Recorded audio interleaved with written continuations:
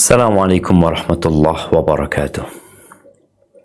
Alhamdulillah alladzi bini'matihi tatimmu shalihat. Segala puji bagi Allah Jalla Jalaluh yang karena nikmatnya kebaikan-kebaikan menjadi sempurna, yang karena rahmatnya niat baik hamba dapat terlaksana. Allahumma salli wa sallim ala abdika wa rasulika Sayyidina wa maulana Muhammadin wa ala alihi wa ashabihi ajma'in. Amma ba'd. Ahibati fillah, hidup itu jadi indah dan penuh dengan makna apabila dibalut dengan cinta. Semua akan terasa ringan, semua akan terasa mudah. Gunung yang menjulang tinggi, yang penuh dengan resiko untuk mendakinya, didaki walaupun nyawa taruhannya. Lautan dengan ombak dan bagai dan badai yang menjulang tinggi, bagai gunung yang tinggi pun tidak menjadi halangan buat dia. Kenapa? Karena dia cinta. Kita lihat bagaimana orang tua yang cinta sama anaknya. Terkadang dia harus pergi merantau, bekerja, membanting tulang di siang dan malam hari. Dia harus mengorbankan kesenangan dia untuk kumpul bersama istri dan anak-anaknya. Dia rela tinggal di gubuk, di asrama, di mes yang sangat sederhana sekali. Makan sekedar untuk menegakkan punggungnya. Tidak berpikir kesenangan dan kenyamanan. Dia melakukan semua itu karena cinta. Dan Allah cinta kepada hamba-hambanya. Apabila Allah Azza wa Jalla sudah cinta sama hambanya, semua jadi indah. Semua jadi baik dan benar. Kita semua mengaku cinta kepada Allah. Kita tuh harus cinta sama Allah. Tapi apakah seorang yang mengaku cinta kemudian pengakuan dia diterima? Tidak. Dia harus membuktikan bahwa dia benar-benar mencintai. Allah itu yang memberikan segalanya kepada kita. Segalanya. Hujan tidak akan turun kecuali Allah memperkenankannya. Ikan-ikan di lautan tidak akan bertelur, tidak akan berkembang biak apabila Allah mengatakan tidak. Manusia tidak akan bisa menghirup oksigen yang katanya gratis, kecuali Allah membolehkan dia menghirupnya. Kita tidak akan dapat melakukan apapun kecuali Allah memperkenankannya untuk kita. Gimana kita nggak cinta sama Allah Azza wa Jalla? Tapi kalau sekedar mengaku, ya semua orang dia akan mengaku cinta dengan fulan, khususnya kalau ada manfaat yang dia akan dapatkan dari fulan. Ahibati fillah, Hasan al-Basri rahimahullahu ta'ala, dia mengatakan, idda'a qaumun annahum yuhibbun Allah tabaraka wa ta'ala. Ada satu kaum yang mengaku cinta kepada Allah Azza wa Jalla.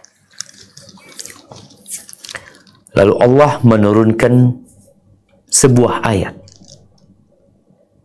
Ayat tes cinta. Kita tahu ya, ada alat untuk tes kebohongan.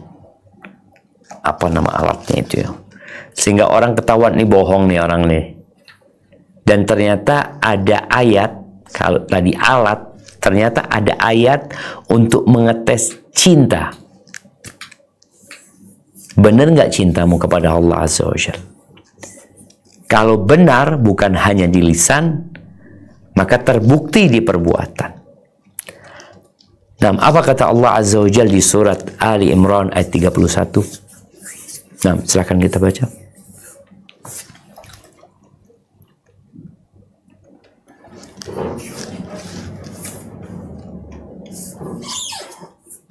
A'udzu billahi minasy syaithanir rajim.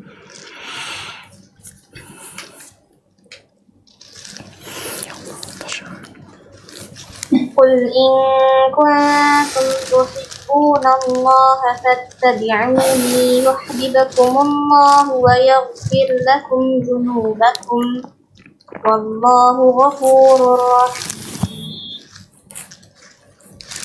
Katakanlah, jika kamu benar-benar mencintai Allah, ikutilah aku. Niscaya Allah mengasihi dan mengampuni dosa-dosamu.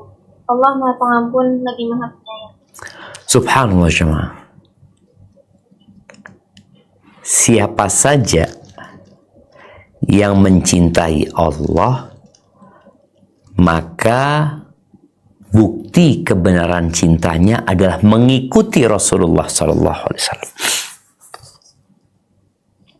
Engkau mengaku cinta, engkau buktikan dengan mengikuti Rasul Sallallahu Alaihi Wasallam, Allah akan cinta kepadamu. Wa yaghfir lakum dzunubakum, dan Allah akan mengampuni dosa-dosamu. Karena manusia bagaimanapun baiknya dia tetap pelaku dosa. Dan Allah itu Maha Pengampun dan Maha Pengasih. Lihatlah dirimu sekarang. Kalau engkau dicintai sama Allah Azza wa Jalla, kata Nabi alaihi salatu wassalam dalam hadis yang diriwayatkan Imam Bukhari, "Idza ahabballahu al-'abda nada Jibril." Kalau Allah cinta sama hambanya, Allah akan memanggil Jibril. "Innallaha yuhibbu fulanan fa'ahbibhu." Sesungguhnya Allah cinta kepada fulan, Jibril, engkau cintai dia. Fayuhibbuhu Jibril. Maka Jibril, malaikat yang paling mulia, itu mencintai ini orang. Fayunadi Jibril fi ahli sama. Kemudian Jibril menyeru di penghuni langit, mengatakan kepada mereka, "Innallaha yuhibbu fulanan fa'ahibbu." Sesungguhnya Allah cinta kepada fulan. Fa'ahibbu, kalian cintai fulan.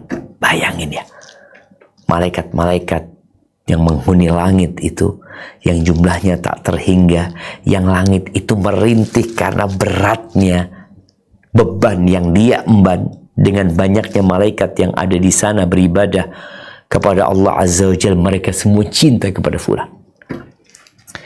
Fayuhibbuhu ahlus sama, penghuni langit cinta sama dia.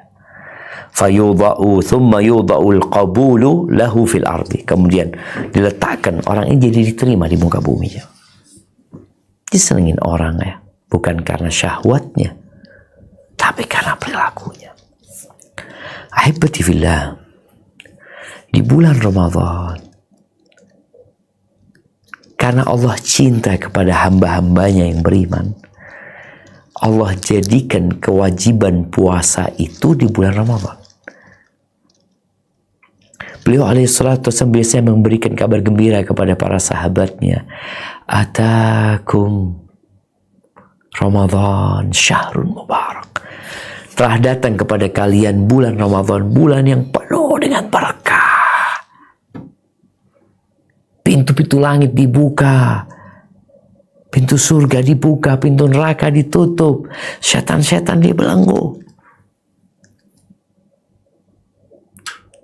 Dan Allah mewajibkan kita puasa. Dari 12 bulan, dari sejak Muharram, Safar, Rabiul Awal, Rabiul Akhir, Jumadal Ula, Jumadal Akhirah, Rajab, Sya'ban, Ramadan, Dzulqa'dah, Dzulhijjah. Dari 12 bulan itu Allah memilih Ramadan secara khusus untuk menjadi bulan puasa. Apa kata Allah di surat Al-Baqarah ayat 183? Nah, kita baca nanti terus kita baca ayat 185. Nah.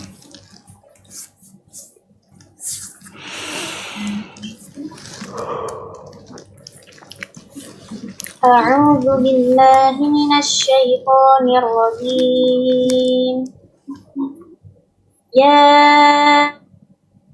ayyuhalladzina amanu kutiba 'alaikumus shiyamu kama kutiba 'alal ladzina min qablikum la'allakum tattaqun. Hai orang-orang yang beriman, diwajibkan atas kamu berpuasa sebagaimana diwajibkan atas orang-orang sebelum kamu agar kamu bertakwa. Ya Allah, tujuannya agar kamu bertakwa. Dan Allah itu yuhibbul muttaqin. Allah tuh cinta kepada orang-orang yang bertakwa. Maka Allah mengkondisikan manusia agar mereka meniti jalan, menaiki tangga, menuju kepada ketakwaan. Setelah bertakwa, Allah akan cinta sama dia. Kalau bicara dosa, semua berbuat dosa. Maka Allah panggil nih orang-orang yang beriman. Hai orang-orang yang beriman, ya ayyuhalladzina amanu, kutiba alaikumus syiyam, diwajibkan atas kalian berpuasa. Kama kutiba alal ladzina min qablikum, sebagaimana diwajibkan kepada umat sebelum kalian. Artinya kewajiban puasa ini jangan sampai jadi beban buat kalian. Enggak. Ini udah pernah dilakukan sama orang-orang sebelum kalian dan mereka juga melakukan.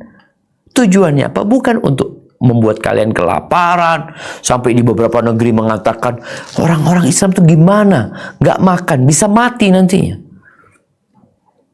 Beberapa teman yang kerja di Jepang itu dilarang puasa di beberapa perusahaan. Mereka nggak kenal sama puasa.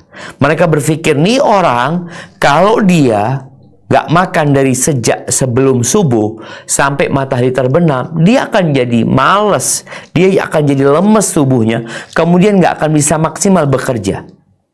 Itu yang berpikir urusan kerjaan. Yang kedua, boleh jadi dia sakit nantinya, kita yang tanggung jawab.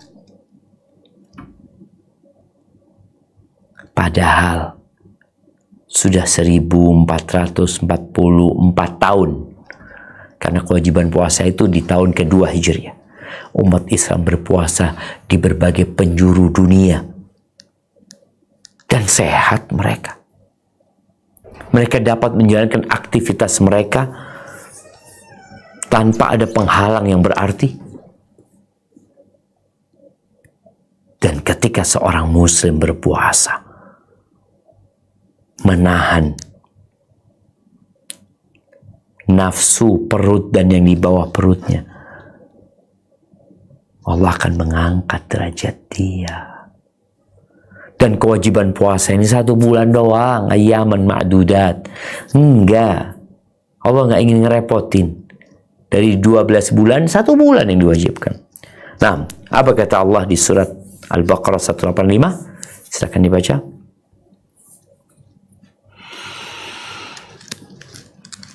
A'udzu billahi minasy syaithanir rajim. Syahrul Ramadan alladzi unzila fihi al-Qur'anu hudan lin-nasi wa bayyinatin minal huda wal furqan. Faman syahida minkum asy-syahra falyasum. ومن كان مريضا أو على سفر فعدة من أيام أخر Yuridullahu bikumul yusra wa la yuridu bikumul usra ولتكملوا العدة ولتكبروا الله على ما هداكم ولعلكم تشكرون. Beberapa hari yang ditentukan itu ialah bulan Ramadan, bulan yang di dalamnya diturunkan permulaan Al-Quran sebagai petunjuk bagi manusia dan penjelasan-penjelasan mengenai petunjuk itu dan pembeda antara yang hak dan yang batil. Karena itu, barang siapa di antara kamu hadir di negeri tempat tinggalnya di bulan itu, maka hendaklah ia berpuasa pada bulan itu. Dan barang siapa sakit atau dalam perjalanan lalu ia berbuka, maka wajiblah baginya berpuasa sebanyak hari yang ditinggalkannya itu pada hari-hari yang lain. Allah menghendaki kemudahan bagimu dan tidak menghendaki kesukaran bagimu. Dan hendaklah kamu mencukupkan bilangannya, dan hendaklah kamu mengagungkan Allah atas petunjuknya yang diberikan kepadamu supaya kamu bersyukur. Allahu Akbar. Yuridullahu bikumul yusra. Allah ingin kemudahan buat kalian. Allah nggak ingin ngerepotin. Dan hendaklah orang puasa itu sampai selesai. Jangan cuma 10 hari puasa. Bolong-bolong puasa, jangan. Allah ingin kemudahan. Apa nggak cukup 11 bulan kau? Bebas makan minum. Ramadan berhenti. Tapi sebagian orang merasa sangat terbebani dengan Ramadan ini.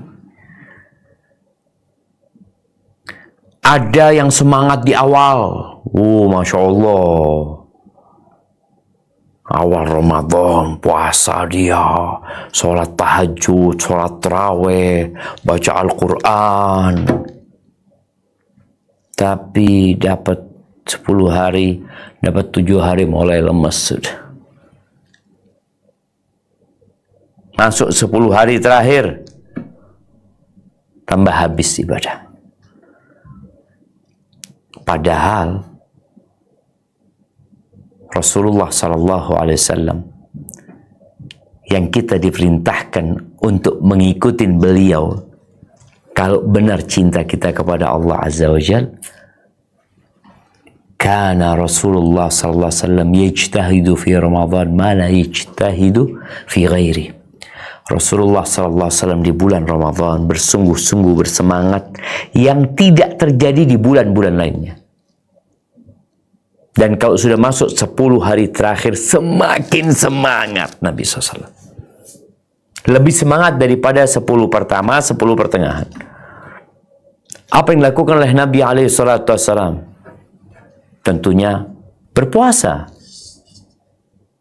Dan beliau mengajarkan bagaimana puasa seorang harus sempurna. Niatnya di malam hari, di siang harinya dia menjaga jangan sampai ibadah puasa dia rusak. Baik rusak secara fisiknya atau rusak pahalanya. Ada orang yang Masya Allah, dia jaga mulutnya, dia tidak makan, dia tidak minum, subhanallah. Tapi ternyata dia melakukan tindakan-tindakan yang dimurkain Allah Azza wa Jalla. Kata Nabi SAW, man lam yada' qawla zur wal amala bihi wal jahla falaysa lillahi hajatun fi an yada'a ta'amahu wa syarabahu. Barang siapa yang ketika dia berpuasa, dia tidak meninggalkan ucapan-ucapan dusta, perbuatan-perbuatan nista, kebohongan, penipuan, riba, apa aja lah. Allah nggak butuh dia ninggalkan makan dan minum. Maka Nabi SAW niat di malam hari, di siang hari dijaga puasanya dari segala yang merusak atau mengurangi pahala puasa. Nabi SAW membaca Al-Quran, na'am. Beliau bertadarus bersama Jibril. Dan di luar Ramadan, Nabi SAW sholatnya 11 rakaat. Di dalam bulan Ramadan beliau 11 rakaat. Tapi Nabi SAW membolehkan sahabat untuk lebih dari itu. Karena ketika beliau ditanya kaifa salatul lail, Nabi SAW mengatakan mathna, dua. Fa idza khasyita al-fajr fa utir bi wahidah. Kalau takut subuh ya sudah witir 1 rakaat. 1 rakaat Nabi SAW. 1 rakaat beliau SAW. Supaya di sini kita mau cinta, mau dapat cinta Allah, ya ikutin Nabi SAW. Nabi SAW pernah sholat yang bermakmum bersamanya adalah Hudzaifah. Beliau membaca di 1 rakaat pertama surat Al-Baqarah sampai selesai, surat An-Nisa sampai selesai, surat Ali Imran sampai selesai. Coba dihitung berapa juz 1 rakaat. Sedangkan kita melihat di masyarakat, banyak di antara mereka yang melaksanakan sholat tarawih seakan-akan untuk menggugurkan kewajiban saja. Katakan sholat tarawih ini nggak wajib. Engkau nggak sholat nggak apa-apa, tetap sah puasamu. Ini sholat malam, sholat tarawih. Bagaimana kalau engkau ingin dicintai Allah Azza wa Jal, sholatmu yang berkelas, yang berkualitas, bukan hanya sekedar menggugurkan kewajiban.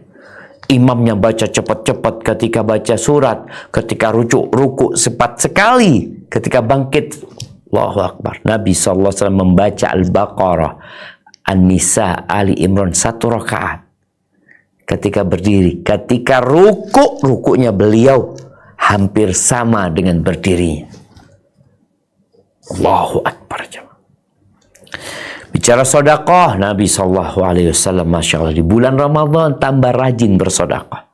Bahkan dikatakan beliau lebih baik daripada angin yang ditiupkan. Kana ajwadan nas.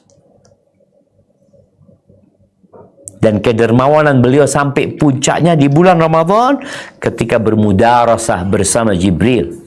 Beliau menyetorkan bacaan beliau kepada Jibril alaihi salatu wassalam. Berbagi makanan untuk orang-orang yang berbuka, beliau menganjurkan hal itu. Membaca Al-Quran, baca Al-Quran dengan artinya kalau bisa. Karena Quran ini kalamullah. Kalau engkau cinta sama Allah, bacalah surat cinta dari Dia untukmu. Kemudian untuk mendapatkan hasil yang maksimal, Nabi SAW di 10 hari terakhir beliau iktikaf. Istri-istri Nabi iktikaf. Para sahabat Nabi iktikaf. Ahibati fillah. Jadi untuk mendapatkan cinta Allah itu tolong yang wajib dulu dikerjakan, baru yang sunnah. Kata Nabi SAW, Allah berfirman, ini hadis qudsi. وَمَا تَقَرَّبَ إِلَيَّ عَبْدِي بِشَيْءٍ أَحَبَّ إِلَيَّ مِمَّا افْتَرَضْتُ عَلَيْهِ. Tidaklah hambaku mendekatkan dirinya kepadaku dengan amalan yang lebih aku cintai daripada yang wajib-wajib, yang aku wajibkan atas dia. Maka kita harus tahu mana yang diperintahkan Allah dan mana yang dibenci sama Allah. Jangan sampai engkau sibuk dengan yang sunnah meninggalkan yang wajib. Wa ma yazalu 'abdi yataqarrabu ilayya bin nawafil hatta uhibbah. Dan hambaku ini terus mendekatkan dirinya kepadaku dengan amalan-amalan, dengan perbuatan-perbuatan yang sunnah, yang anjuran, sampai aku cinta kepada dia. Kata Allah Azza wa Jalla, fa idza ahbabtuhu, kalau aku jadi orang yang dia cintai. Fa idza ahbabtuhu, kalau aku mencintai dia, kata Allah Azza wa Jalla. Ini kalau Allah cinta sama hambanya, apa yang akan terjadi? Kuntu sam'ahu alladhi yasma'u bih. Aku akan menjadi pendengarannya yang dengannya dia mendengar. Dia tidak akan mendengar kecuali yang diridhoin Allah Azza wa Jalla. Wa basarahu alladhi yubsiru bih. Aku akan jadi penglihatan yang dengannya dia melihat. Wa yadahu allati yamtishu biha. Akan jadi tangannya yang dengannya dia mengambil, dia berbuat. Wa rijlahu allati yamshi biha. Aku akan jadi kakinya yang dengannya dia melangkah. Fa idza ahbabtuhu kuntu sam'ahu. Fa idza Naam, afwan. Wa in sa'alani la u'tiyanna. Kalau dia minta kepada aku, pasti aku kasih. wala in ista'adzani la uidzanna. Dia minta tolong sama aku, meminta perlindungan kepada aku akan berikan perlindungan buat dia. Rawahul Bukhari. Bayangin jemaah. Jadi di bulan Ramadan ini, kalau bicara yang wajib, kita akan berpikir, ya sudah, aku puasa saja. Kan yang wajib puasa. Sholat tarawih nggak wajib, sedekah nggak wajib, baca Quran nggak wajib. Aku pokoknya melaksanakan yang wajib saja. Di sini engkau ingin meraih cinta nggak? Kalau engkau ingin cinta, maka laksanakan yang sunnah-sunnah. Nabi itu udah diampuni dosanya yang lalu dan yang akan datang. Beliau masih itikaf. Ahibati fillah. Jadi, ada orang yang berat berpuasa di Ramadan, ada orang yang semangat, kemudian loyo. Bagaimana meraih cinta Allah di bulan Ramadan dengan istiqomah sampai selesai? Ini yang perlu diperhatikan. Ya, kita akan mendengar penjelasan para ulama, harus siap-siap ya, kalau enggak engkau berat nantinya, betul. Siap-siap apa? Siap-siap minuman, makanan lah, siap-siap mental, siap-siap ibadah, pemanasan, latihan, supaya ketika masuk Ramadan sudah bisa berlomba-lomba bersaing dengan yang lainnya. Jadi kunci agar kita dapat cinta Allah di bulan Ramadan, agar kita bisa maksimal sampai 10 hari terakhir sampai selesai, dapat Lailatul Qadar, dapat malam yang lebih baik dari 1000 bulan, mendapatkan vonis bebas dari api neraka, maka kita harus minta tolong, minta bantuan kepada siapa? Kepada Allah Azza wa Jalla. Bukankah ikrar kita setiap salat kita mengatakan iyyaka na'budu wa iyyaka nasta'in, hanya kepadamu kami beribadah dan hanya kepadamu kami meminta pertolongan. Maka kata kuncinya di Ramadan ini, kita harus memperbanyak meminta pertolongan kepada Allah Azza wa Jalla. Salah satunya dengan membaca La haula wa la quwata illa billah. Ahibati fillah, seorang yang mengatakan la haula wa la quwata illa billah, dia sedang berlepas diri dari kekuatan dan kemampuan dia. Dia benar-benar jujur meminta pertolongan kepada Allah Azza wa Jal. Dia butuh sama Allah Azza wa Jal. Dia menangis bersimpuh di hadapan Allah Azza wa Jal. Berlepas diri dari semua kekayaan, kekuatan, kemampuan, daya. Hatinya benar-benar mengatakan la haula wa la quwata illa billah. Bukan hanya ucapan di lisan, tapi praktek dengan perbuatan. Ahibati fillah, ucapan la haula wa la quwata illa billah hendaklah diperbanyak. Mulai saat ini, ketika kita lelah, capek, kita dengar azan, ketika sampai kepada hayya 'alas shalah, kita tidak mengatakan hayya 'alas shalah. Hayya 'alal falah, kita tidak mengatakan hayya 'alal falah, tapi kita mengatakan la haula wa la quwwata illa billah. Ahibati fillah, zikir-zikir yang merupakan penguat keimanan, pengangkat derajat, itu kebanyakannya sudah dikasih batasan sama Allah Azza wa Jalla. Nabi menjelaskan fadilahnya, dapat ini, dapat itu, illa hadhihi al-kalimah al-azimah, kecuali kalimat la haula wa la quwata illa billah.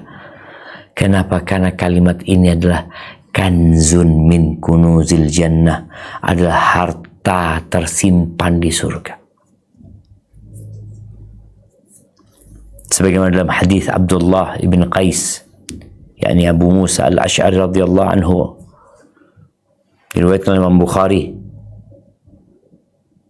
dalam bab wa kana Allahu sami'an basira, sesungguhnya Allah adalah maha pendengar dan maha melihat. Apa kata sahabat ini? Kunna ma'an Nabi sallallahu alaihi wasallam fi safarin fakunna idza alauna kabbarna. Kita pada suatu hari bersama Nabi SAW dalam perjalanan. Kita kalau lewat gundukan, lewat tanah yang tinggi, kita akan bertakbir mengatakan Allahu Akbar, Allahu Akbar. Suara mereka keras. Faltafata ilaina Nabi SAW. Suatu hari Nabi SAW mendengar ucapan kita yang lagi teriak-teriak, mengangkat suara dengan bertakbir memohon kepada Allah Azza wa Jalla. Nabi mengatakan, ayuhan nas irba'u ala anfusikum, wahai umat manusia, kalian kembalilah kepada diri kalian, sadarlah kalian, fa innakum la tad'una asamma wala ghaiba. Yang kalian panggil itu bukan tuli, dia tidak tuli, dan dia juga tidak gaib. Maksudnya bukan berada di tempat yang jauh, dia ada. Allah Azza wa Jalla bersama hamba-hambanya dimanapun dia berada, walaupun zat Allah berada di atas arsy-Nya Jalla Jalaluh. Maka dikatakan kalian itu tidak berdoa kepada asam, kepada yang tuli dan yang tidak ada, tapi yang kalian berdoa adalah innakum tad'una sami'an basiran qariba. Kalian sedang berdoa memohon kepada yang maha mendengar, maha melihat, dan dia dekat. Pada saat itu Abu Musa al-Ash'ari, Abdullah bin Qais ini sedang mengulang-ulangi dalam dirinya ucapan la haula wala quwata illa billah, la haula wala quwata illa billah. Enggak teriak-teriak lagi nih, baca sendiri-sendiri, cukup dia yang mendengarnya. La haula wala quwata illa billah. Faltafata ilaihi Nabi sallallahu alaihi wasallam. Nabi noleh melihat Abu Musa al-Ash'ari, membaca la haula wala quwata illa billah.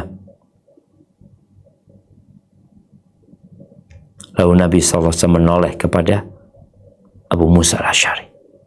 Beliau mengatakan, ya Abdullah ibni Qais, wahai Abdullah putranya Qais, akthir min qawli la haula wala quwata illa billah, fa innaha kanzun min kunuzil jannah.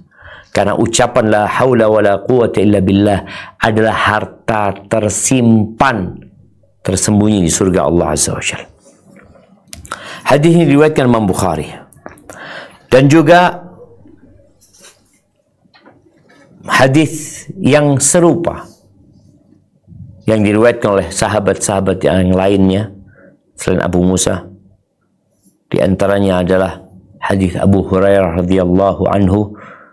Nabi alaihi salatu wasallam bersabda, "Aktsiru min qawli la haula wala quwata illa billah, fa innaha kanzun min kunuzil jannah." Kalian perbanyak membaca la haula wala quwata illa billah, karena dia adalah harta karun yang ada di surga, harta tersimpan di surga. La haula wala quwata illa billah. Taib. Tadi dari Abu Musa al-Ash'ari. Kemudian yang kedua dari Abu Hurairah. Yang ketiga hadis Abi Dzarr al-Ghifari radhiyallahu taala anhu. Sebagaimana diriwayatkan oleh Amir bin Sa'ad radhiyallahu anhu qala, laqitu Abu Ayyub al-Ansari. Suatu hari aku berjumpa dengan Abu Ayyub al-Ansari radhiyallahu taala anhu. Faqala, lalu Nabi berkata, ala amuruka bima amarani bihi Rasulullah sallallahu alaihi wasallam. Engkau mau enggak aku kasih tahu amalan yang Nabi memerintahkan kepada aku untuk melakukannya dan memerintahkan kepada aku untuk memperbanyak amalan tersebut. Apa? Bacaan la haula wala quwata illa billah. Fa innahu min kunuzil jannah. Ucapan ini adalah termasuk dari harta tersimpan di surga. Nah,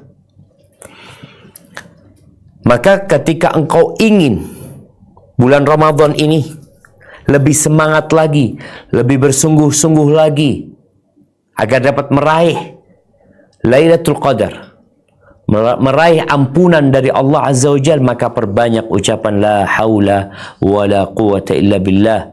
Tiada daya dan tiada kekuatan kecuali dengan Allah Azza wa Jal. Disebutkan artinya la tahawula min halin ila hal. Kondisi tidak akan berubah. Kita juga nggak punya kekuatan kecuali dengan Allah Azza wa Jal. Ini menunjukkan kebutuhan hamba, keperluan hamba, kefakiran hamba di hadapan Allah Azza wa Jal. Dia berlepas diri dari semua kekuatan dia. Tadi fulana.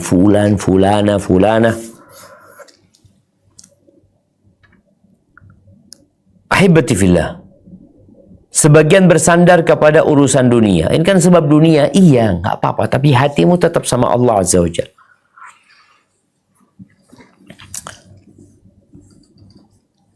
Allah berfirman di surat Fatir ayat 15. Apa kata Allah Azza wa Jalla?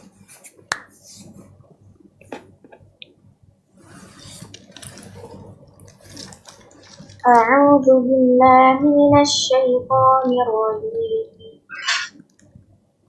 Ya ayyuhan nasu antumul fuqara'u ila Allah. Wallahu huwal ghaniyyul hamid. Hai manusia, kamulah yang berkehendak kepada Allah, dan Allah dialah yang maha kaya, tidak memerlukan sesuatu bagimu untuk itu. Nah, Allah yang maha kaya. Allah Jalla Jalaluhu yang memiliki segala-galanya, sedangkan engkau manusia nggak punya apa-apa engkau. Apa yang kau miliki? La haula wa la quwata illa billah. Jadi menyongsong Ramadan ini, banyak-banyak doa berlepas diri dari kekuatan dan kemampuanmu. Karena sejatinya kau nggak punya apa-apa dan kita semua nggak punya apa-apa. Kita bisa melangkah, kita bisa berbuat karena Allah yang memudahkannya buat kita. Ketika dipanggil hayya 'alas shalah, hayya 'alal falah, kita katakan la haula wa la quwata illa billah. Di hadis Abu Dzar Al-Ghifari radhiyallahu anhu, dari Imam Ahmad di musnadnya beliau berkata, yakni Abu Dzar Al-Ghifari, amarani khalili bi sab'in sallallahu alaihi wasallam, kekasihku memerintahkan kepada aku dengan 7 perkara. Amarani bi hubbil masakin wad dunuwi minhum, aku diperintahkan untuk cinta kepada orang-orang miskin dan dekat sama mereka. Sebagian kita nggak mau berkawan sama orang miskin karena dia orang kaya, kelasnya lain, Ustaz, makomnya beda. Abu Dzar disuruh sama Nabi SAW untuk cinta kepada orang miskin dan berbuat baik dengan mendekat kepada mereka. Yang kedua, wa amarani an anzura ila man huwa duni, aku diperintahkan untuk melihat kepada yang di bawahku. Jangan sibuk melihat, oh fulan lagi ganti mobil, fulan lagi bersih-bersih rumahnya, fulan. Lihat kepada yang di bawahmu. Engkau kena penyakit, lihat yang lebih sakit darimu. Engkau dapat rezeki yang sedikit, lihat yang lebih dikit dari dirimu. Karena ada. Wala anzur man fawqaki, agar aku tidak melihat kepada yang di atasku. Yang ketiga, wa amarani an asir rahim wa in adbarat, aku diperintahkan untuk menyambung rahim walaupun kabur rahimnya. Dia memutuskan hubungan, kita terus berusaha untuk menyambungnya. Wa amara an la as'ala ahadan syai'an, aku diperintahkan untuk tidak meminta apapun kepada siapapun. Wa amarani an aqula bil haqqi wa in kana murran, dan aku diperintahkan untuk mengatakan yang benar walaupun itu pahit. Naam. Wa amarani an la akhafa fillahi laumata laim, dan agar aku tidak takut dalam menegakkan agama Allah ini celaan orang yang mencela. Nah, kemudian wa amarani an aqula bil haqq wa in kana murran, aku diperintahkan mengatakan yang benar walaupun itu pahit. wa amarani an la akhafa fillahi lawmata laim, agar aku tidak takut dicela oleh orang yang akan mencela. Wa amarani an ukthir, dan aku diperintahkan untuk memperbanyak ucapan la haula wa la quwata illa billah fa innahunna min kanzin tahtal arash. Itu termasuk harta rampasan perang yang tersimpan yang berada di bawah arsy Allah Azza wa Jalla. Ahibati fillah, kita lihat ya, para sahabat itu ternyata saling menguatkan di antara mereka dengan memberikan wasiat kepada mereka untuk memperbanyak ucapan la haula wa la quwata illa billah. Sebagaimana diriwayatkan oleh Amir bin Sa'ad radhiyallahu anhu qala, kata Amir, laqitu Abu Ayyub Al-Ansari radhiyallahu anhu. Aku berjumpa dengan Abu Ayyub Al-Ansari radhiyallahu anhu. Faqala, Abu Ayyub mengatakan, ala amuruka bima amarani bihi Rasulullah sallallahu alaihi wasallam. Maukah engkau aku suruh, aku perintah seperti yang Nabi SAW memerintahkan kepada aku?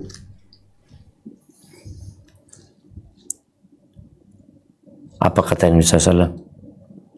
An ukthir min la hawla wa la quwata illa billah. Agar aku memperbanyak ucapan la hawla wa la quwata illa billah. Fa innahu min kunuzil jannah. Karena itu termasuk dari harta tersimpan yang ada di surga. Ahibati fillah, kalau bicara itu harta yang tersimpan di surga, kita udah dikasih bocoran, tinggal kita mau atau tidak memiliki kebun-kebun yang indah di surga Allah Azza wa Jalla. Ahibati fillah, orang yang mengucapkan la haula wa la quwata illa billah, maka dengan satu kata akan ditanamkan buat dia pohon di surga. Baca lagi la haula wa la quwata illa billah, dibangunkan lagi itu pohon oleh Allah Azza wa Jalla di surga. Apa hadisnya? Yang diriwayatkan Imam Ahmad dalam musnadnya, dan Ibnu Hibban dan Ibnu Abi Dunya, dari hadis Abu Ayyub Al-Ansari yang baru saja kita baca. Hadis Abu Ayyub ini ya, yang beliau mengarahkan sahabat yang lain atau kawan yang lain untuk mengatakan la ilaha illallah. Anna Rasulullah sallallahu alaihi wasallam lamma usriya bihi, ketika Nabi alaihi salatu wasallam Isra Mi'raj, beliau melakukan perjalanan di malam hari, marra ala Ibrahim alaihi salatu wasallam fis sama. Beliau melewatin ayahandanya, kakeknya, yakni Nabi Ibrahim alaihissalam di langit. Faqala Ibrahim, man ma'aka ya Jibril.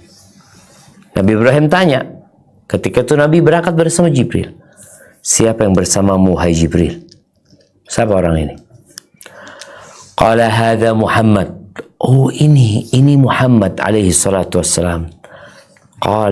Faqala lahu Ibrahim alaihi salatu wassalam. Nabi Ibrahim mengatakan apa? Ya Muhammad, wahai Muhammad, mur ummatak, perintahkan kepada umatmu, falyukthir min ghirasil jannah, agar mereka memperbanyak tumbuhan-tumbuhan di surga. Kalau kita lihat ya, orang sekarang nanam, ada yang karena ingin buahnya, ada yang menanam karena untuk penghijauan. Kalau di surga untuk kesenangan mereka menanam. Wa ma ghirasul jannah. Maka Nabi bertanya, apa itu tanaman-tanaman surga? Apa kata Nabi SAW? Qala la hawla wa la quwata illa billah. Tiada daya, tiada kekuatan kecuali dengan Allah Azza wa Jalla. Nggak ada yang bisa mendorong kita berbuat ketaatan kecuali Allah. Nggak ada yang dapat mendorong kita berbuat maksiat kecuali Allah Azza wa Jalla. Kalau kita nggak dihalangi dia berbuat maksiat, kita akan berbuat maksiat. Nggak ada orang yang terselamatkan dari kemaksiatan kecuali Allah yang menyelamatkan dia. Kalau nggak, dia akan berbuat maksiat. Jadi nggak ada ketaatan kecuali Allah membantu, dan tiada kita dapat meninggalkan kemaksiatan kecuali Allah membantu kita untuk meninggalkannya. Taib ahibati fillah, ketika bangun di malam hari, orang itu kadang-kala capek, lelah ya. Ternyata kata Nabi SAW, man ta'ara minal lail, barang siapa yang terbangun di malam hari, dia tidur tapi tahu-tahu bangun dia. Faqal, kemudian orang ini mengatakan, la ilaha illallah wahdahu la syarika lahu lahul mulku wa lahul hamdu wa huwa ala kulli syai'in qadir. Alhamdulillah wa subhanallah wa la ilaha illallah wallahu akbar wa la hawla wa la quwwata illa billah. Kalau dia baca tuh zikir itu, kemudian dia berkata, Allahumma gfirli, ya Allah ampuni aku, akan diampuni dosanya. Kalau dia berdoa, Allah akan kabulkan doanya. Kalau dia berdiri, bangkit, wudhu, sholatnya akan diterima. Maka tatkala datang kemalasan kepada dirimu, merasa terbebani dengan datangnya bulan Ramadan atau dengan puasa yang harus dijalankan, maka perbanyak mengucapkan la haula wa la quwwata illa billah. Di riwayat Tirmidzi dari hadis Abdullah bin Amr bin As radhiyallahu anhuma qala Rasulullah sallallahu alaihi wasallam, la ilaha illallah ma 'ala al-ardi ahadun yaqul la ilaha illallah wallahu akbar wala haula wala quwwata illa billah. Tidaklah seorang di muka bumi ini mengatakan la ilaha illallah, kemudian dia mengatakan Allahu akbar, lalu ditambah dengan la haula wala quwwata illa billah. Naam. Illa kufrat anhu khatayahu walau kanat mithla zabadil bahr. Dosa-dosanya akan diampuni walaupun seperti buih di lautan. Allahu akbar jemaah. Itu baca la ilaha illallah, Allahu akbar, wala haula wala quwwata illa billah. Ahibati fillah, maka yang sudah faham dengan keutamaan doa, tidak ada alasan untuk tidak membacanya. Perbanyak baca la haula wala quwwata illa billah, la haula wala quwwata illa billah. Dan bicara zikir ya, tolong jangan hanya lisannya, tapi hatinya ikut berzikir. Karena orang yang berzikir hanya dengan lisannya, biasanya dia maksiat pun akan jalan. Tapi apabila dia berzikir dengan lisan, hati dan raganya, maka insya Allah dia akan dilindungi oleh Allah Azza wa Jal. Maka ahibati fillah, saatnya kita menjadikan la haula wa la quwwata illa billah di hati dan di akal kita. Insya Allah engkau akan melihat sebuah keajaiban atau banyak keajaiban. Karena memang Allah mengatakan ud'uni astajib lakum, berdoalah kepada aku, pasti aku kabulkan. Barakallahu fiik. Al-Nasa itu yang dapat kita kaji pada kesempatan kali ini. Sebelum kita beranjak menuju tanya jawab, ingat ya, kalau bicara cinta Allah Azza wa Jal, Allah mengatakan di surat Al-Baqarah ayat 195, wa ahsinu innallaha yuhibbul muhsinin. Berbuat baiklah kalian karena Allah cinta kepada orang-orang yang berbuat baik. Allah juga mengatakan innallaha yuhibbut tawwabin wa yuhibbul mutatahhirin. Allah cinta kepada orang-orang yang suka berbuat baik. Innallaha yuhibbut tawwabin. Allah cinta kepada orang-orang yang suka bertaubat. Wa yuhibbul mutatahhirin, dan orang yang suka menyucikan dirinya. Perbanyak istighfar, memohon ampun kepada Allah Azza wa Jalla. Allah juga cinta kepada innallaha yuhibbul muttaqin, kepada orang-orang yang bertakwa. Allah juga cinta kepada orang-orang yang bertawakal kepada Allah Azza wa Jalla.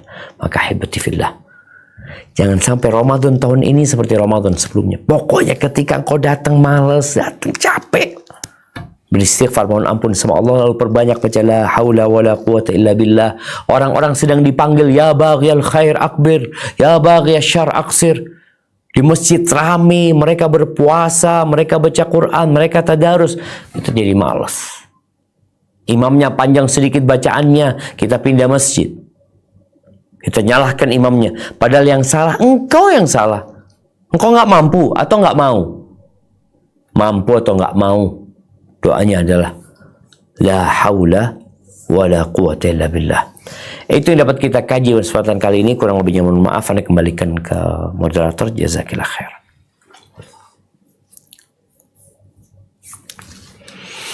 Masya Allah, barakallahu fiikum ya Ustadz atas materi yang telah disampaikan. Untuk selanjutnya kita masuk ke sesi tanya jawab. Mungkin di sini yang pertama kami persilahkan yang raise hand, dipersilakan kepada Ibu Evi Yusnita.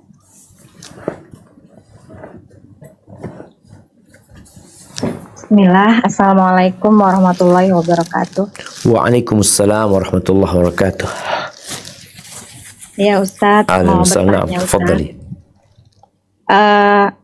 Ini kita akan memasuki bulan suci Ramadan Ustadz. Dan ini anak-anak saya mau pulang dari pondok.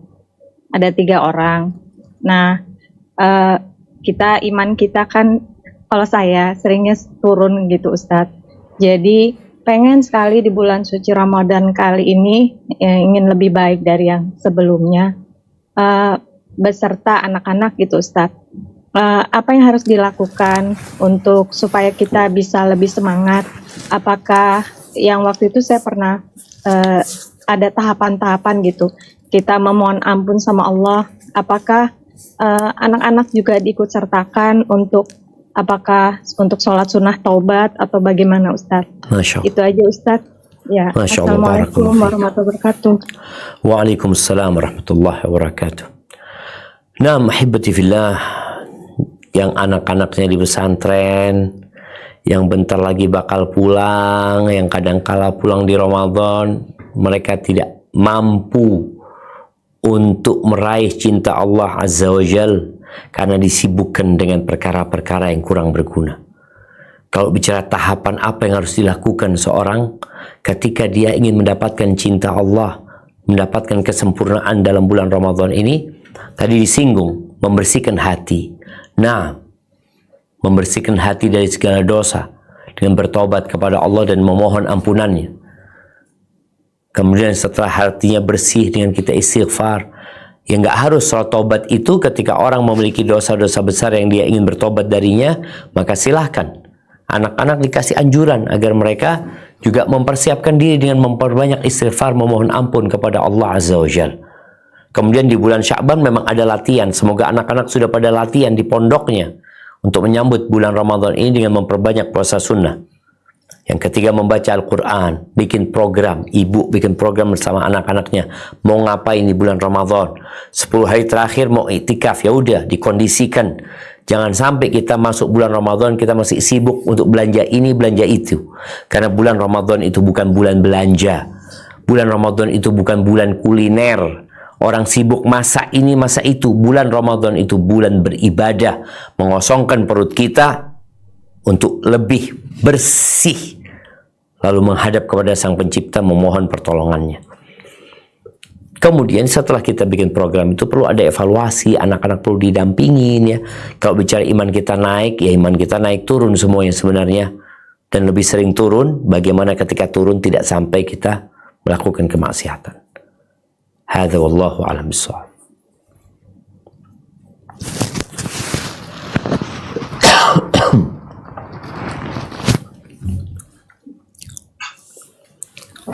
Selanjutnya, pertanyaan yang kedua melalui chat.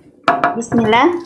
Assalamualaikum warahmatullahi wabarakatuh. Waalaikumsalam warahmatullahi wabarakatuh. Semoga Allah memberkahi Ustadz, keluarga dan kaum muslimin yang senantiasa berusaha taat kepada Allah. Amin, amin ya rabbal alamin. Ustadz, keadaan saya saat ini mengajar di suatu ma'had dan ketika 10 hari terakhir Ramadan sudah libur, ada keinginan saya untuk tetap di ma'had atau itikaf. di masjid karena ingin sekali meraih keutamaan di 10 hari terakhir. Tetapi terkadang saya kasihan kepada orang tua jika tidak langsung pulang, karena di rumah biasanya banyak pekerjaan yang perlu Ana bantu. Tetapi ketika di rumah saya merasa kurang maksimal untuk meraih keutamaan di 10 hari terakhir tersebut, karena terkadang disibukkan dengan beberapa pekerjaan rumah. Ustadz, mana yang lebih afdol buat saya? Pulangkah untuk membantu orang tua atau memaksimalkan 10 hari terakhir Ramadan di Mahat? Masya Allah, barakallahu fikum. Naam, ahibati fillah. Ini ada dua keutamaan. Keutamaan iktikaf dan keutamaan berbakti kepada orang tua. Sejatinya memaksimalkan 10 hari terakhir, mencari Lailatul Qadar, mengharapkan cinta Allah Azza wa Jal, itu nggak harus iktikaf. Boleh jadi di rumah dengan berbakti kepada orang tua. Yang kita tahu ridha Allah fi ridhal walid wa sukhtullah fi sukhtil walid. Keridhaan Allah bergantung dengan keridhaan orang tua, dan kemurkaan Allah bergantung dengan kemurkaan orang tua. Jadi tatkala seorang berada di rumahnya, dia membantu orang tuanya, khususnya di waktu siang umpamanya. Lisan dia terus berdoa memohon kepada Allah, la haula wa la quwata illa billah, terus berzikir, karena zikir ini termasuk amalan yang paling ringan. Kemudian di waktu malam hari dia bisa beriktikaf, maka dia dapat menggabungkan dua hal tadi. Dia ngobrol sama orang tua, dia sampaikan. Kadang-kadang orang tua membolehkan, kamu iktikaf 10 hari, tafadhol. Tapi ketika orang tua nggak ada yang ngurusin, ini ya kondisinya dari satu keluarga ke keluarga yang lain berbeda. Ada orang tua, alhamdulillah orang tuanya banyak yang ngurusin, aman gitu loh. Keberadaan dia ya biasa-biasa aja, tidak akan memberikan dampak yang besar. Dia iktikaf, boleh jadi orang tua yang lebih suka dia iktikaf. Maka engkau lihat, ketika engkau harus pulang karena memang kondisi orang tua sendirian, boleh jadi kebaktianmu menjadi jalan menuju cinta Allah Azza wa Jalla. Bicara meraih Lailatul Qadar masih bisa, jadi bukan nggak bisa ya. Hanya saja untuk maksimal memang iktikaf. Tapi kalau nggak bisa iktikaf, kalau berbakti sama orang tua atau ada yang harus bekerja memenuhi kebutuhan keluarga, ya udah. Kalau laksanakan menjadi kewajibanmu, dan di malam-malam 10 hari terakhir engkau minta izin iktikaf. Pagi pulang lagi lanjut membantu orang tua. Mungkin seperti itu. Hadza wallahu a'lam bissawab. Nah.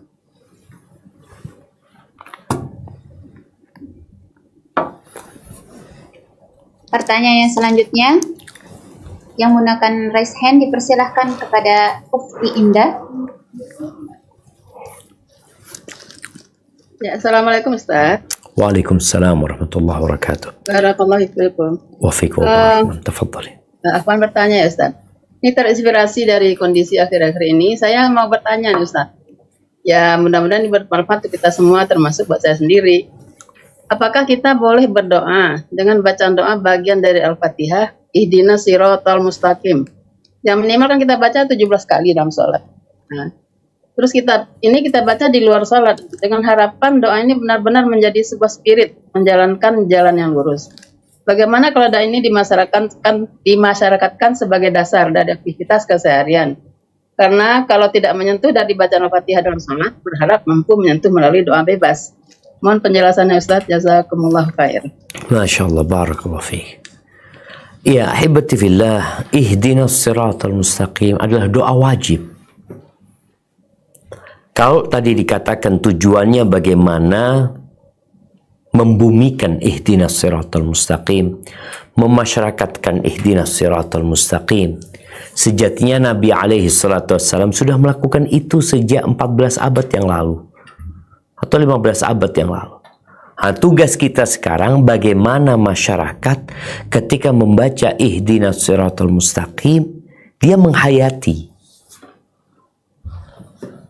Membaca Al-Fatihah di luar sholat boleh. Mengatakan ihdinas siratal mustaqim di luar sholat boleh. Tapi sekarang bagaimana yang wajib ini lebih bermakna. Maka ini menjadi tugas kita bersama. Memahamkan kepada masyarakat tentang makna ihdinas siratal mustaqim. Tunjukkan kepada kami jalan yang lurus. Jalan yang lurus itu jalan seperti apa? Sebelum itu kita mengatakan iyyaka na'budu wa iyyaka nasta'in. Hanya kepadamu kami beribadah dan hanya kepadamu kami meminta pertolongan. Kepada Allah Azza wa Jal. Lalu kita minta pertolongannya apa? Ihdinas siratal mustaqim. Jadi mari kita bersama-sama senantiasa meminta pertolongan kepada Allah Azza wa Jal untuk ditunjukin jalan yang lurus dan membaca la haula wa la quwata illa billah termasuk jalan yang lurus yang Allah tunjukkan kepada kita, yang Nabi SAW jelaskan bahwa membaca la haula wa la quwata illa billah adalah harta terpendam yang ada di surga. Barakallahu fiik. Naam.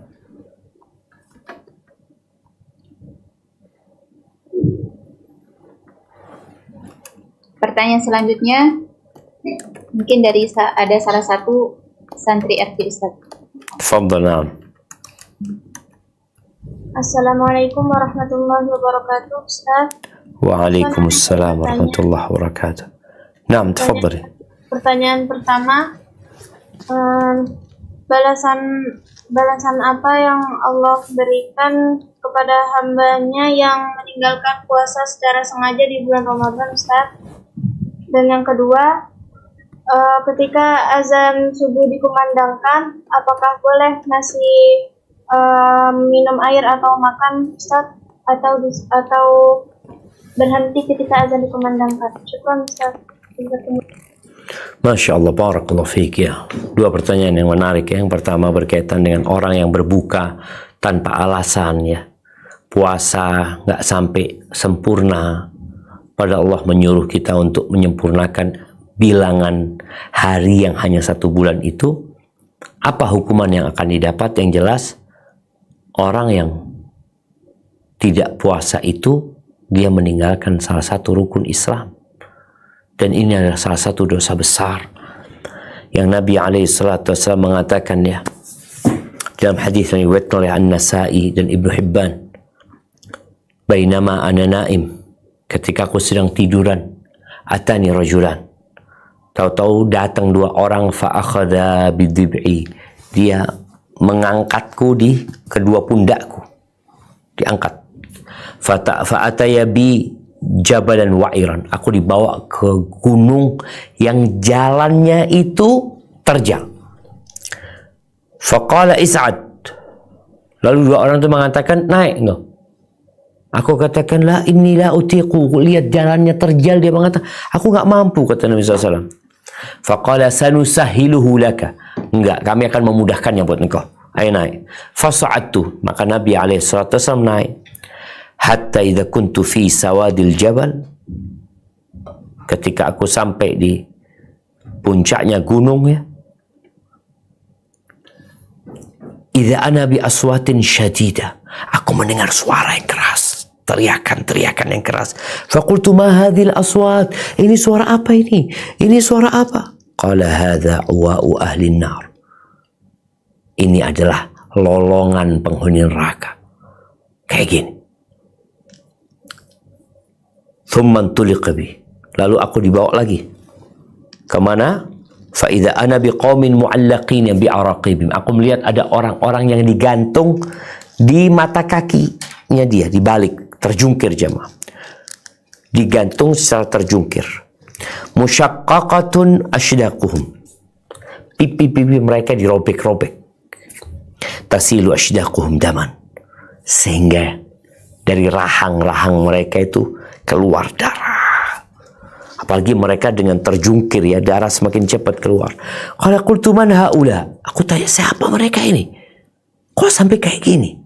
Orang ditahan aja dalam penjara itu sudah melelahkan. Gimana kalau dijungkir dengan kondisi darah mengalir dari pipinya, yang begitu derasnya. Lalu dikatakan kepada Nabi SAW, alladzina yuftiruna qabla tahillati shaumihim, mereka adalah orang-orang yang berbuka sebelum waktunya. Jadi jangan meremehkan orang-orang yang meninggalkan puasa. Imam Zahabi dalam kitabnya Al-Kabair menyebutkan salah satu dosa besar, di dosa yang ke-10, iftaru Ramadan bila udhrin wala rukhsah, yaitu berbuka di bulan Ramadan tanpa ada uzur dan tanpa ada rukhsah. Baik, ke pertanyaan kedua, apa hukumnya makan minum ketika azan atau di awal azan atau di pertengahan azan ya? Hukum asalnya orang itu berhenti makan dan minum ketika masuk waktu fajar. Berhenti.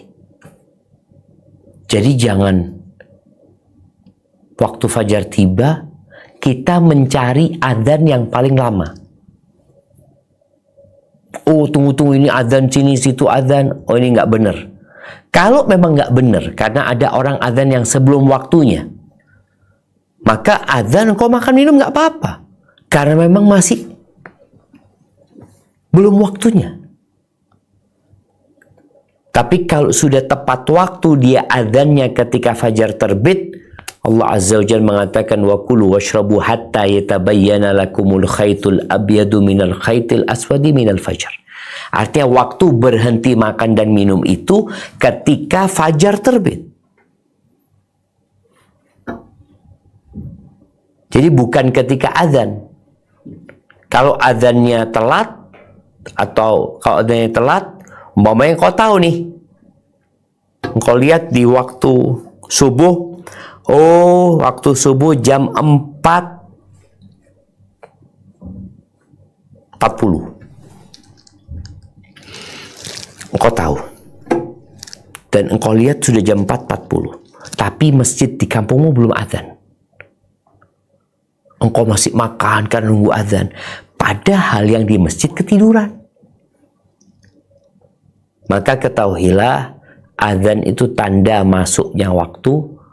Kalau yang azan kau tahu lebih dahulu sebelum waktunya, maka engkau boleh untuk melanjutkan makan. Tapi kalau tepat waktu, maka berhenti makan dan minum. Barakallahu fikum. Nah,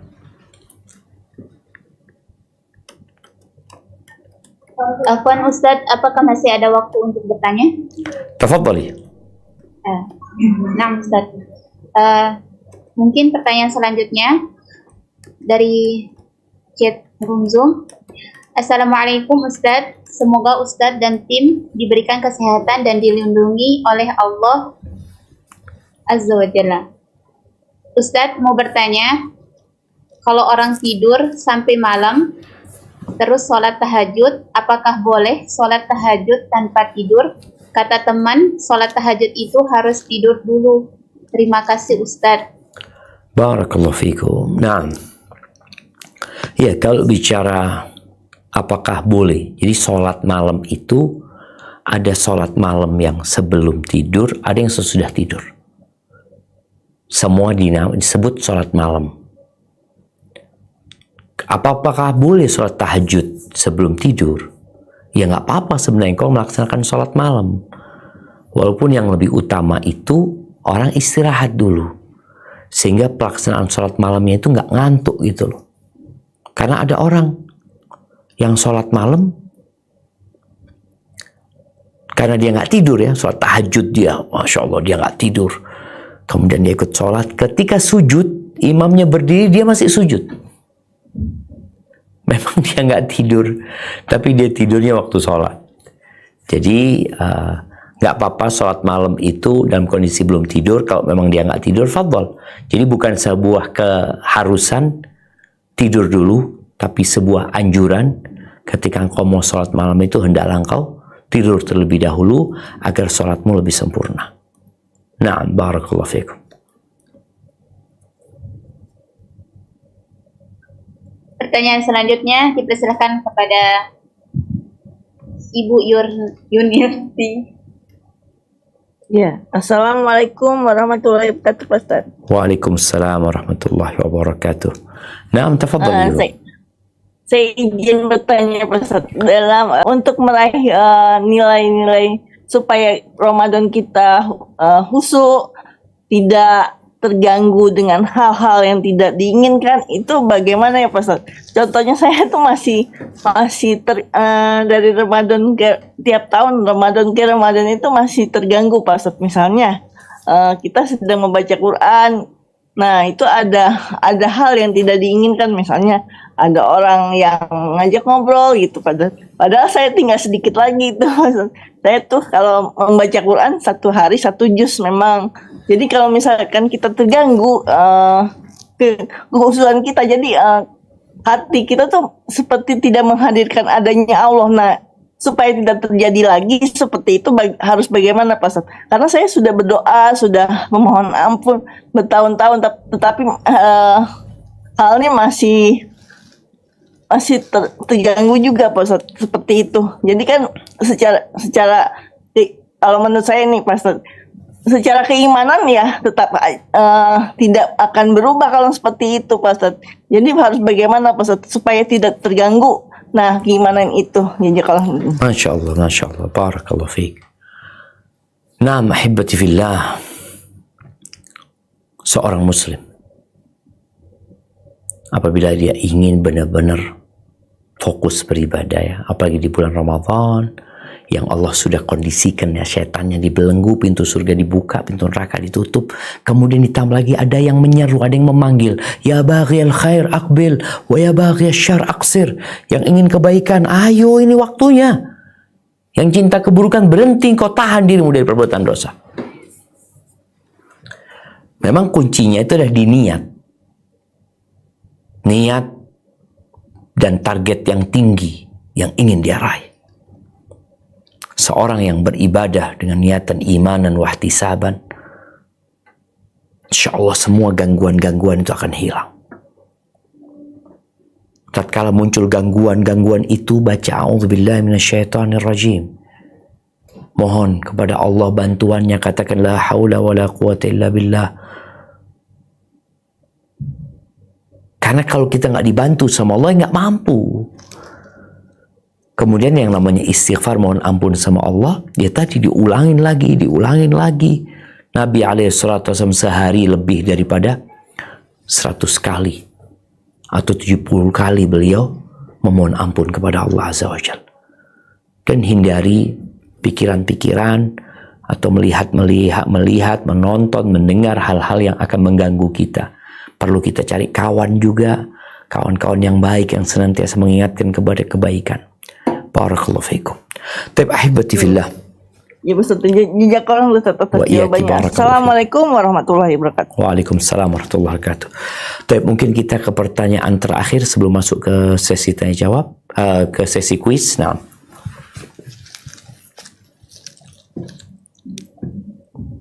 Pertanyaan terakhir.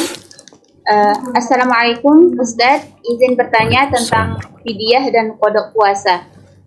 Ramadan lalu saya hamil, jadi seminggu puasa bayinya agak kurang ada gerakan, jadi disarankan oleh dokter tidak puasa. Sekarang saya sedang menyusui, jadi belum sempat untuk qada puasa dan belum bayar fidyah juga. Bayar fidyah maksimal kapan ya Ustadz? barakallahu fiik. Naam ahibati fillah, berkaitan dengan fidyah dan qadha ya buat orang yang hamil dan menyusui. Yang pertama, hukum asalnya semua orang harus berpuasa kecuali yang berhalangan. Faman kana minkum maridhan aw ala safarin fa iddatun min ayyamin ukhra. Barang siapa yang sakit atau dalam perjalanan kemudian dia berbuka, kalau dia nggak berbuka nggak apa-apa, ada orang sakit mampu dia puasa, Ada orang safar dia mampu berpuasa, nggak apa-apa dia, berarti dia nggak punya kewajiban mengganti. Adapun wanita hamil dan menyusui, itu lebih dekat dengan sakit dan musafir daripada orang tua. Ada orang tua sepuh yang tidak mampu puasa, ya udah dia nggak wajib puasa, dia bayar fidyah gitu. Tapi untuk wanita, pendapat jumhur ulama, dia kalau mampu mengganti maka dia ganti. Karena halangannya itu nggak permanen. Kalau bicara dia menyusuin, ya menyusuin, apakah memang dia nggak bisa puasa? Kalau memang nggak bisa puasa karena kalau dia menyusuin akan berdampak kepada anak-anaknya, ya nggak puasa. Tapi dia mengganti. Kapan gantinya? Kapan dia punya kesempatan mengganti, dia ganti. Jadi menggantinya kapan dia punya kesempatan mengganti, dia ganti. Bayar fidyah nggak? Dia nggak harus bayar fidyah. Kayak umpamanya dia nggak mampu karena dia masih menyusui sekarang, ya udah nanti ketika anakmu mungkin sudah 1 tahun lebih umurnya, sudah 1,5 tahun, engkau sudah, anaknya juga sudah makan, nggak bergantung kepada susu.